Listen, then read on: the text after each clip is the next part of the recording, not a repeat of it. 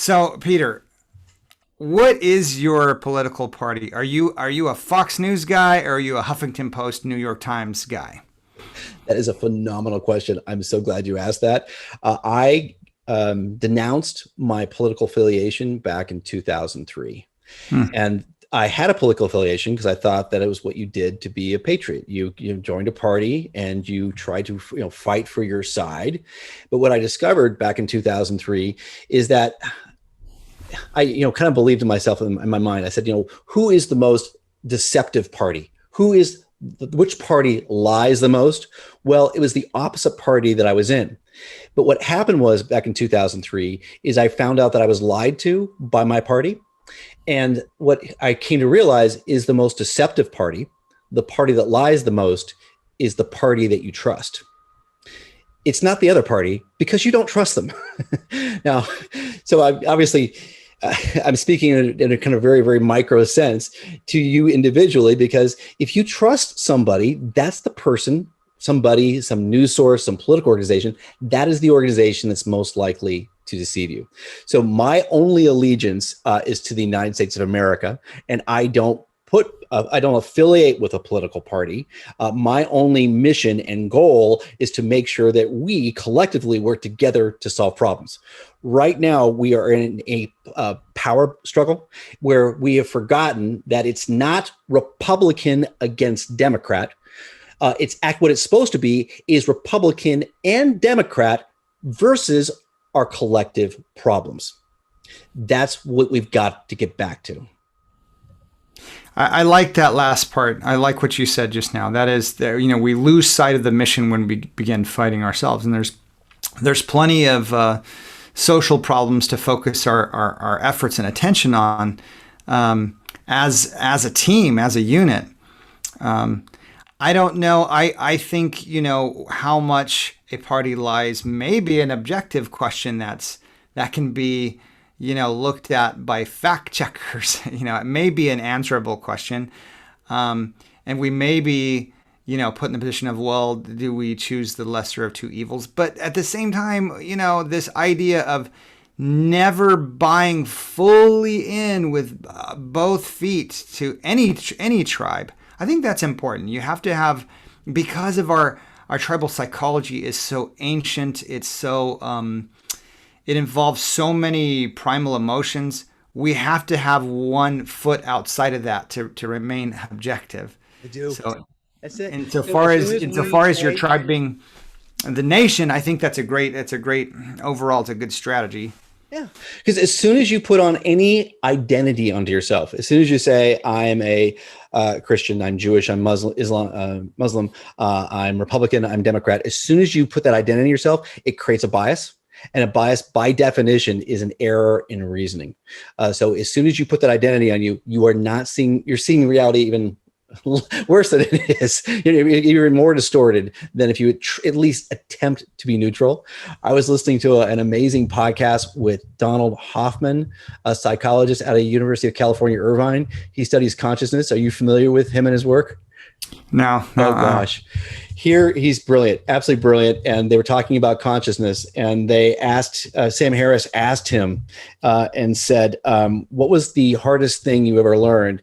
And he said that my version of reality is not true, that what I perceive to be a reality is not reality at all.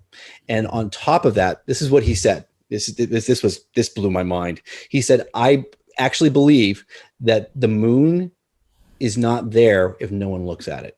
He said, when you look at the fabric of the fields of study in physics, that this is what he believes, the moon's not there. Now, whether that's true or not is not the point. The point is a wise man knows his own mind well enough to mistrust it. All of my knowledge is temporary, pending new information. I hold onto my facts very, very loosely. I'm always looking for new information to replace the bad stuff and find the stuff that's better. Yeah. You have to update what you know or think you know with incoming information. But one thing you said, I have a question about it. Good. Are you saying that we can't be in a political party we can't remain objective and belong to a political party or a tribe or an organization. Is our identities inherently biased, or do you think that we can have an affiliation but approach that organization or the tribe or the social group with thoughtful questions? So I think a person can.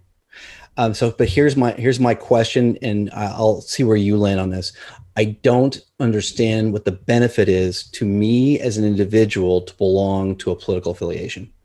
So here's what the benefit is to the political parties. First of all, they have a source for revenue.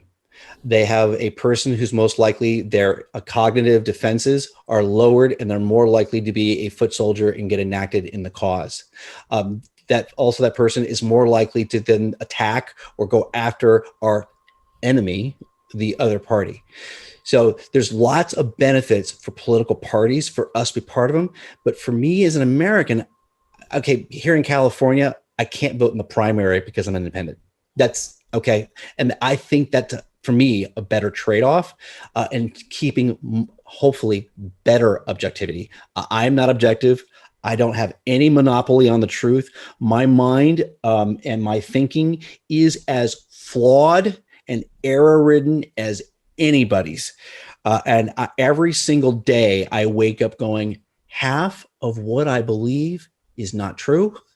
Let's see if we can find out what it is. And I think when you affiliate with a political party, it makes it harder. So let me test that, and you tell me. And by the way, I have donated. I've voted on both sides of the aisle. I've donated money on both sides of the aisle. Is there really a benefit to us that I'm missing when we belong to a political party? And I'm talking about we as the individuals, not the party. I don't think we can dispense with political parties or groups or those levels of organization just for practical reasons. But I do think some very old psychology gets enacted that makes us blind to the logical fallacies of our parties because we want to belong so badly. Right. And because in our ancestral past, really, not belonging to the tribe was a very dangerous proposition. So it was death. It was death. I mean, either being executed by the tribe or abandoned by the tribe. Right. So we have this natural tendency to fear going against the tribe, but every group, just like every individual, needs a mirror, and I think that's what discourse like this, and the book that you've written and the objective that you're putting forth, I think that's what it serves.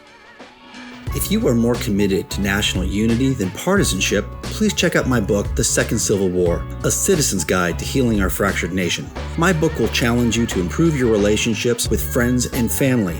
Click the link in the description below.